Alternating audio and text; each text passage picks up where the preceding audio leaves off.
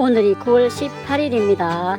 지난번 영상에서처럼 다 죽어가는 배추를 살려놨더니 이제 내 보따리 내놔라 라고 합니다. 그래서 보따리 줘버렸습니다.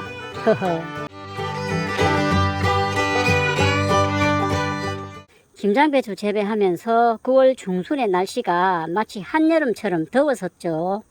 김장배추는 서늘한 기후를 좋아하는 혼행성이라 20도 내외가 생육 적온인데 한낮에 기온이 33도가 넘어가는 날씨였으니 숨통이 끊어질 뻔한 이 배추를 살려놨더니 살리는 과정은 지난번 영상에서 다루었으니까 생략하기로 하고요. 물론 후유증은 좀에 남겼지만 후유증을 남긴 게 3포기 정도였는데 지금 살펴보니까 이런 모습을 하고 있는데 그 약간의 후유증이 있었던 포기가 대표적인 게 이 포기였거든요. 이 포기인데 9월 13일에 한낮에 제가 물을 주고 오늘이 9월 18일이니까 5일 지난 후에 살펴보니까 요 약간 대임 현상이 있었던 그런 부분은 이렇게 되면서 잎이 아무래도 정상적인 보다는 못하지만 그래도 이렇게 대가 있죠. 이쪽하고 이쪽이었거든요. 이쪽 잎이 이렇게 되고 이렇게 돼도 뭐 이쪽 잎들이 잘 살아 있어서 여기도 벌레 먹은 흔적이 보입니다. 이 벌레 똥이 보이거든요. 어디엔가 있을 것 같은데 이게 안 보입니다. 이거 벌레가 안 보여요. 손으로 물리적으로 잡는 방법도 있는데 이건 또 안 보입니다. 그리고 요 폭이었거든요. 요 폭이 요 잎인가 요 잎인가 지금 구별이 잘 안 되네. 요 잎이었지 싶은데 그리고 요 잎이었지 싶은데 여기도 벌레가 좀 먹어서 이렇고 그리고 이쪽 잎이 어디인가 이 부분이었지 싶은데 여기는 뭐 구별도 잘 안 되고 여기는 또 유난히 또 벌레가 많이 먹었습니다. 벌레를 열심히 방지해야 되고 그렇습니다. 또 이런 포기도 괜찮고 벌레 먹은 건 그렇습니다. 벌레가 먹더라도 뭐 전부 먹어버리진 않고 일부 몇 포기가 먹고 합니다.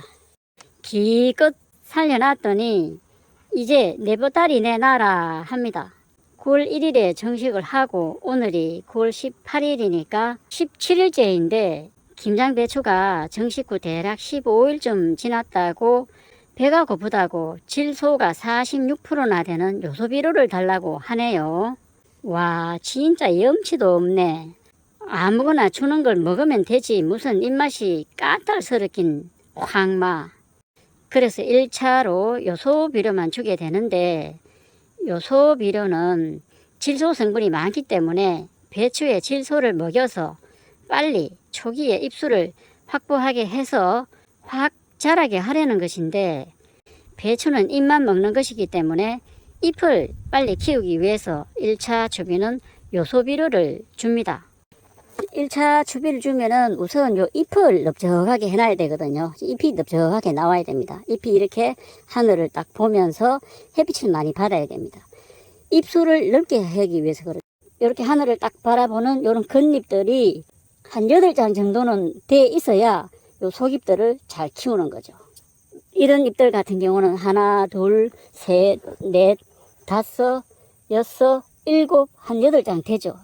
요런 겉잎들이 탄소 동화 작용을 해서 양분을 뿌리하고 요런 속잎을 키우는데 영양분을 보내가지고 결구가 되기 시작하거든요. 요런 겉잎들은 결구가 되는 잎들은 아니거든요. 요렇게 옆으로 있을 겁니다. 이렇게 자랄 때까지도. 요런 잎들이 8장 정도는 확보는 돼야 된다는 겁니다. 이런 잎들을 빨리 넓적하게 확보를 하기 위해서 1차 주비 때는 질소가 46%나 들어있는 요소비료를 줍니다. 물론 복합비료를 줘도 되는데 1차에 복합비료를 주는 분도 있습니다. 나비가 막 글쎄 날라들죠. 그물을 제가 벗겨놓으니까. 이게 나비가 알을 낳으면 어떻게 되겠습니까? 추비 주기 위해서 어쩔 수 없이 그물을 벗겼는데 그 사이에 이렇게 날아드니까 지금 나비가 날아들면 나비는 오늘같이 햇빛이 이렇게 있으면 요 위에 알을 안 낳습니다. 왜냐하면 덥거든요. 또 천적이 먹어버릴 수도 있습니다. 그래서 뒤쪽에 놓습니다. 잎 뒷면에 알을 낳는데 이게 나비는 뭉텅거리로 여러 개를 이렇게 낳는 게 아니고 알을 한 개씩 낳는다 그래요. 잎에 뒷면에다가 저 나비 계속 날아오네. 빨리 주고 지금 덮어야 되는데 알을 낳았을지도 몰라요. 여기에 알을 낳았다. 빠르면 3일이고 아니면 7일. 그러니까 3일에서 7일 정도면 알에서 애벌레가 깨어나거든요. 아, 이 나비 때문에 빨리 일을 끝내고 덮어야 됩니다. 요 앉았잖아요. 배추 흰나비잖아요. 막 날아다니잖아요. 이걸 보면 약치는 주기는 천연농약이든 화학농약이든 5일에서 7일 간격으로 방제를 해야 할 것 같습니다.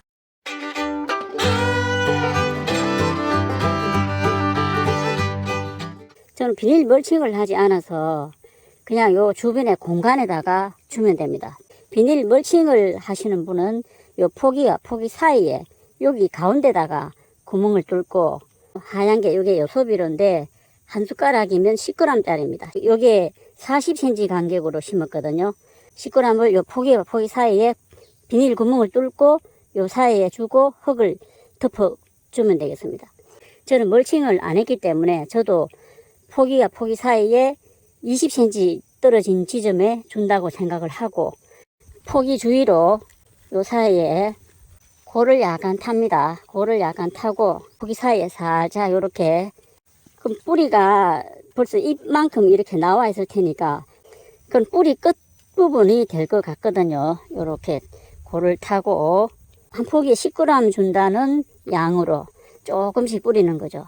잎에는 안 닿아야 되겠죠. 이렇게 끝까지 질소만 주면 그렇겠지만 1차 추비는 요소만 주고 여기도 또 20일 정도 후에 2차 추비로 NK 비료를 주거든요.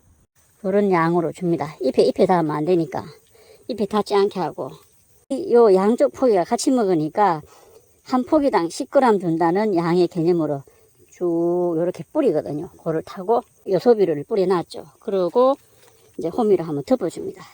이렇게 덮어주면 되거든요. 살짝 김매기 합니다.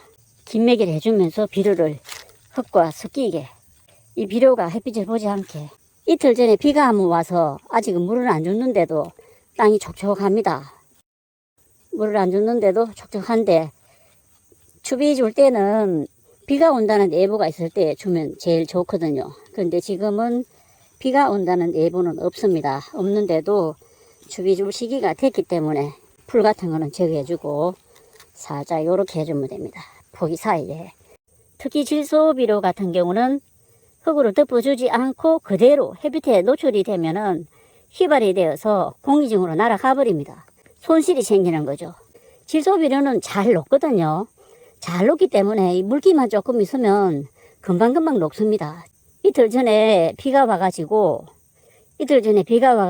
토양이 좀 촉촉하잖아요. 이렇게 딱 뭉쳐지죠. 뭉쳐졌다가 풀리는 요 상태가 토양 수분이 적당하거든요. 김매기가 요즘은 귀찮아서 그렇지 효과가 있습니다. 이렇게 하는 과정에서 뿌리에 산소도 공급해주고 비료도 섞어주고 이런 식으로 계속 1차 추비를 주겠습니다. 우선은 추비를 주고 물을 한번 줄 거거든요.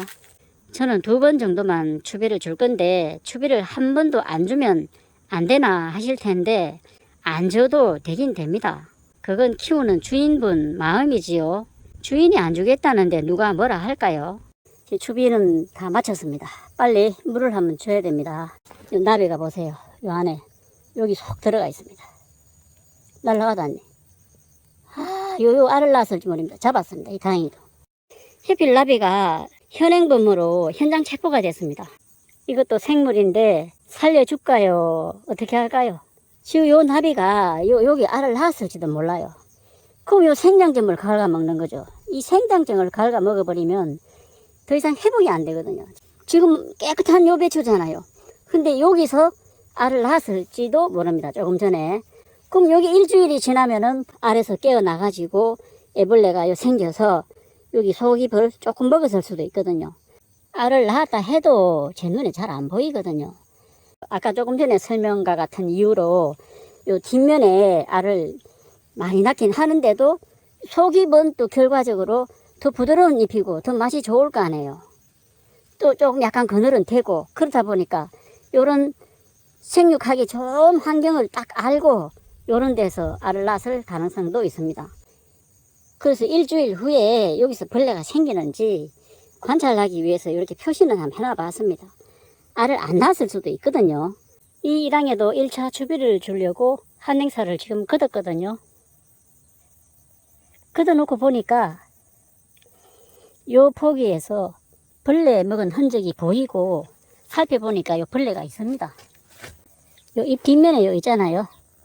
살짝 요렇게 해서 잎 뒷면에 보면 있잖아요. 요라면 톡 떨어져 버릴 수도 있거든요. 이건 벌써 엄청 자랐네. 톡 떨어졌죠. 톡 떨어집니다. 건드리면 톡 떨어지거든요. 톡 떨어지니까 요렇게 핀셋으로 체포했거든요. 좀 색깔은 달라도 이게 다 나방류 애벌레들 아닙니까? 그러니까 조금 전에도 살펴봤듯이 잎 뒷면에 있습니다. 잎 뒷면에서 갉아먹고 요런 흔적을 남겨놓죠. 똥을 남겨놓죠. 똥. 아, 다행히도 요 고갱이를 안 갉아먹어서 다행인데, 그러니까 이 잎 뒷면에 있으니까 약 칠 때도 어떻습니까? 뒷면에서 이렇게 쳐줘야 된다는 거. 앞면에도 있을 수도 있습니다. 날씨가 서늘하거나 햇빛이 별로 없으면 위로도 올라옵니다. 앞면에도 올라오는데 햇빛이 좀 쨍하거나 하면은 더워서 잎 밑으로, 잎 밑이 시원하잖아요. 잎 밑에 많거든요.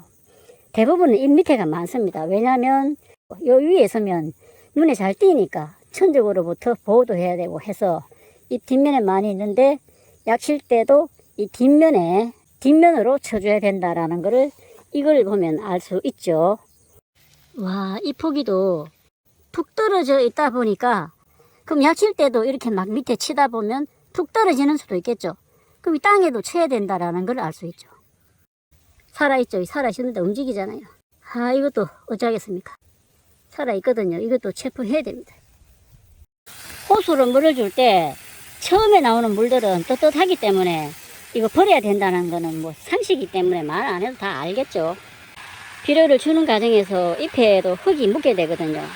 또 잎에 묻었던 비료도 씻어내야 하고, 지금은 토양의 수분 상태가 촉촉해서 안 줘도 되는데 추비를 했기 때문에 물을 줍니다. 지금 날씨가 또 햇빛이 이렇게 나기 때문에 이렇게 물을 충분히 줘도 가습한 상태는 안 될 겁니다. 수분 증발이 되거든요. 스프링클러가 있으면 제일 좋습니다. 잎에 이렇게 흙에 묻었으니까 요런 것들을 흙을 제거해 주고요. 한 번에 쫙 줘버리지 말고 여러 차례 왔다 갔다 하면서 주는 게 효과는 제일 좋은데 귀찮으니까 뭐 쭉 이렇게 줘버리죠. 두 번째 주고 있죠. 한번 쭉 갔다가 다시 한번 이렇게 가고 있죠. 여러 번 왔다 갔다 하면 좋습니다. 조금씩 왔다 갔다 하면 좋은데 귀찮고 하니까 한 번에 막 쭉 줘버리고 그렇게 하죠.